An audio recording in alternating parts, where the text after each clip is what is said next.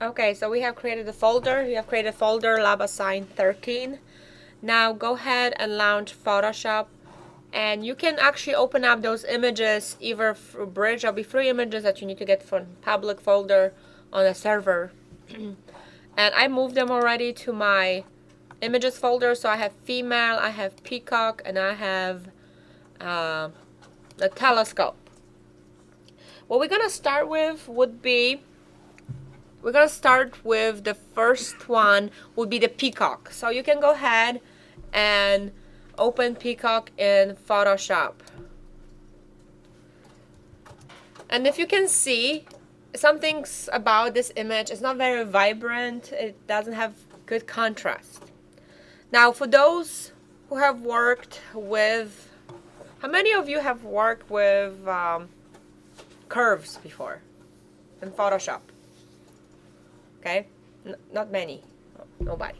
Okay, there is an option, kind of looks like a bell curve in Photoshop, that allows you to manipulate several things. And how you access that curve, let's do it together.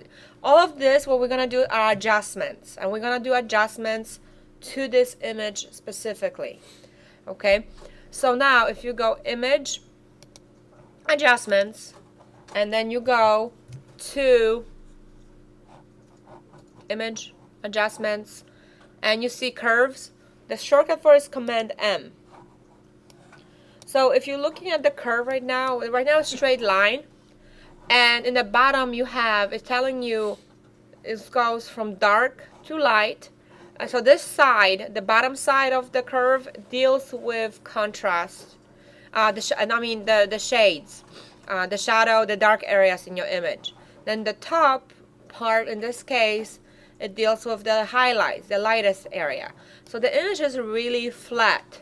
So what has to happen in order to make it more contrast? What do you have to do?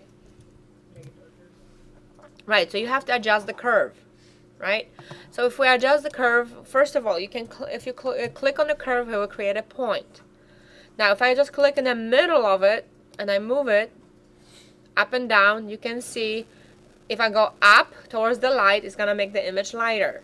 If I go down, it's gonna make it darker. It's not exactly what we want, right? We need to manipulate it more.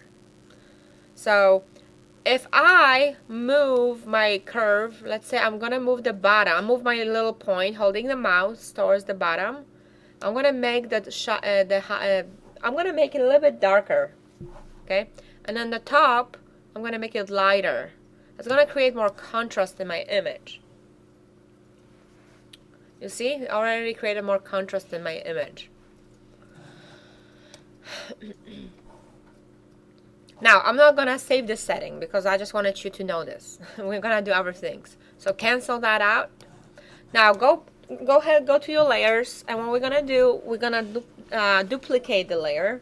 So just go ahead and click Command J on your keyboard. Because we're dealing with a destructive way of adjusting an image, that means it's gonna be applied directly to the image. So I want to copy it over. What I want you to do when you copy that one over, we're gonna look at another thing before we discuss curves. We're gonna look at levels. So go back to image, adjustments, go to your levels. Okay, levels deal also with the shadows, the highlights, and midtones. And I work with both curves and levels for contrast, but notice the bell curve, it tells you that when it comes to the darkest area, which is on the left, it's really off. It's not even touching the end of the black, right?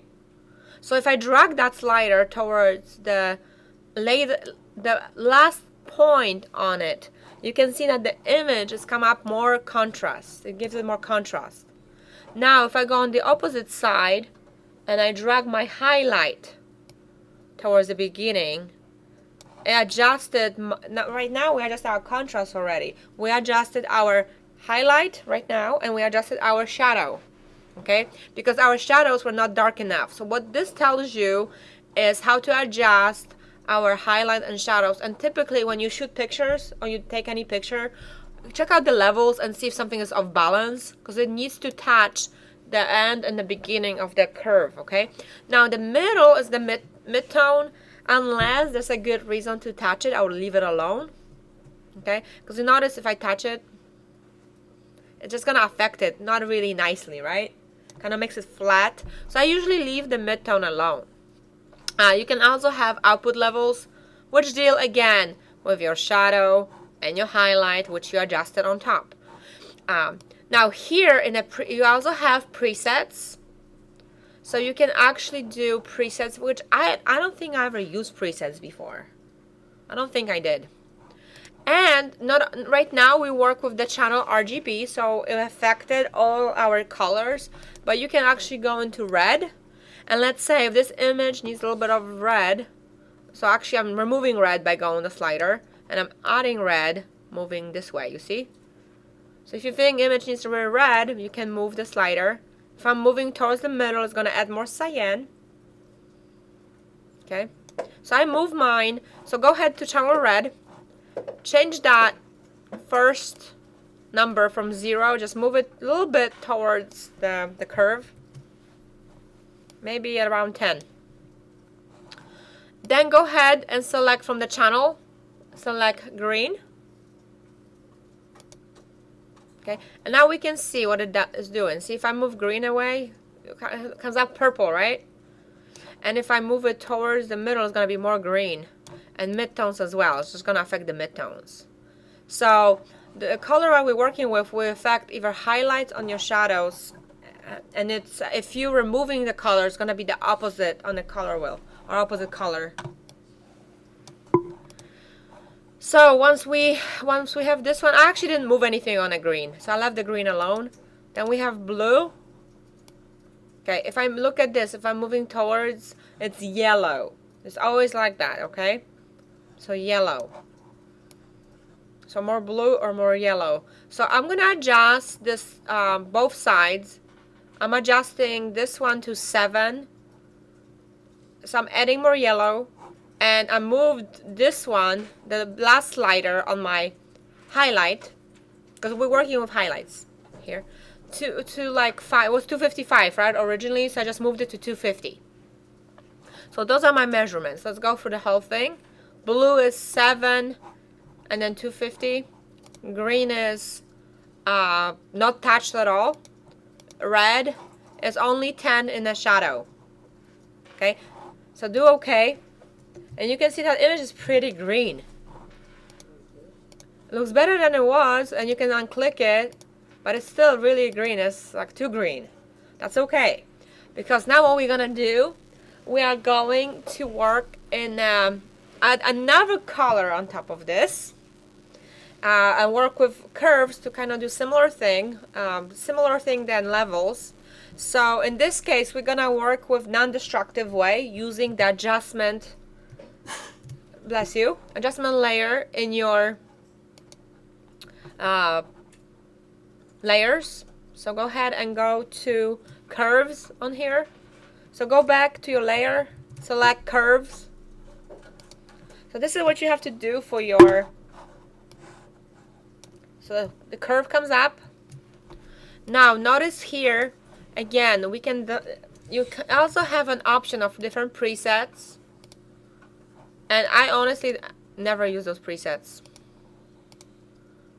Big contrast. So I'm just going to go default. And you can also adjust. Notice here you have the RGB. Looks familiar? Red, green, and blue. So in this case, what we're going to do, we're going to go a little bit more to red. And I like, honestly, when I work with color, to me, I like this better because I can see if I'm going up, it's going to add more red. You see that? If I'm going down, it's going to remove the red. So with levels, I work mostly with the shadows and highlights. I do that with curves as well, but I also work with curves with color. So I want you to add a little bit of red to that image, to the midtones. So put a point in the middle of the curve and drag it up a little bit. Not too much, just tiny bit. This is my input. So 125, 140 output. Okay? So just then, that's it. You can just close it. You're done. And you can see that it's been applied. Adjustment layers will be discussed more next week. but you still have to do them for your assignment, so I thought it would be good to look at it.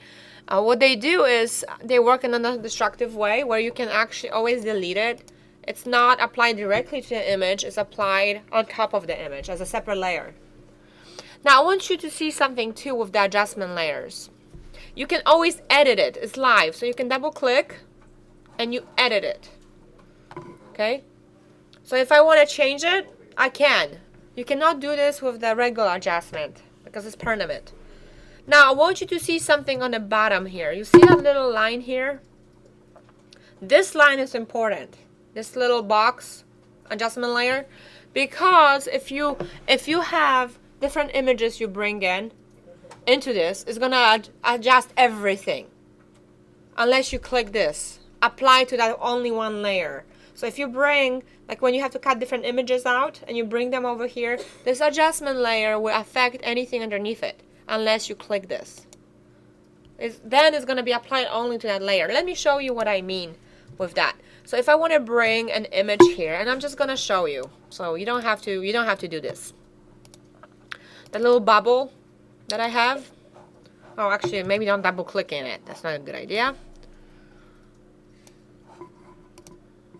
And I'm going to cut it out.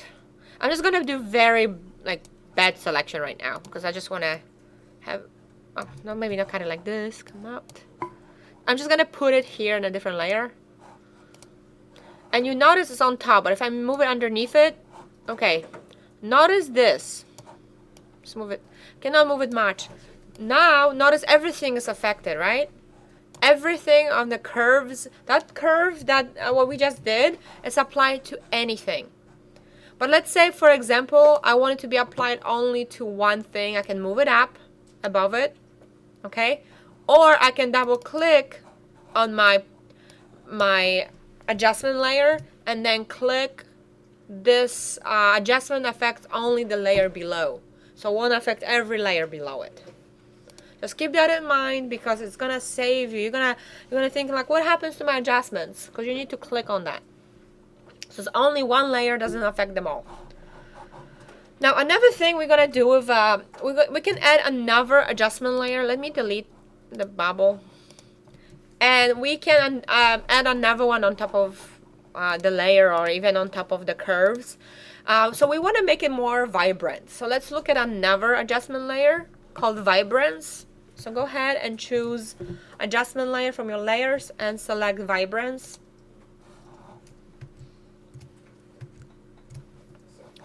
Okay, and you can see Vibrance saturation kind of one thing on it. So you can see now that if I move my slider towards like the 0 increase positive, it's gonna be more vibrant. If I go towards the minimum, it's less vibrant. Right? It's not black and white, but it's less vibrant. So we want to add a little bit of vibrance to it. Let's see, maybe like plus 15.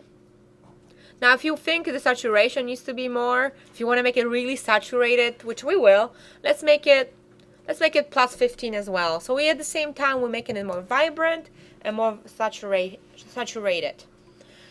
So go ahead and select 15 from both. So you can see, I don't know why this appeared again.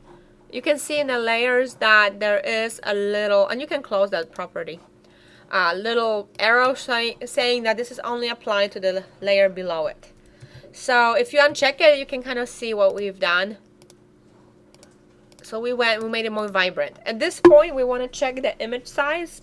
So I'm going to do Command Option I, and we will change the size of the width. We're going to make it 900. Okay? So in the pixels dimensions on top, change the size to 900. This image is way too big. Okay? 900, that's it. That's the only thing I changed. Okay? That is not the size, obviously. We can click Command plus to make it. And now let's save it. File, save as. Okay. And we are going to save this image as a TIFF. Navigate to the folder that you have named called Labasine 13. With your last name, of course. Where's mine? There it is. Okay, change the format right away to TIFF and name it. And you don't have to rename it. Leave it Peacock, yeah, because you already have the folder. So change the format to TIFF. Make sure layers are selected. Click Save. Make sure you have the LZW compression. Do OK. And that's it on this assignment.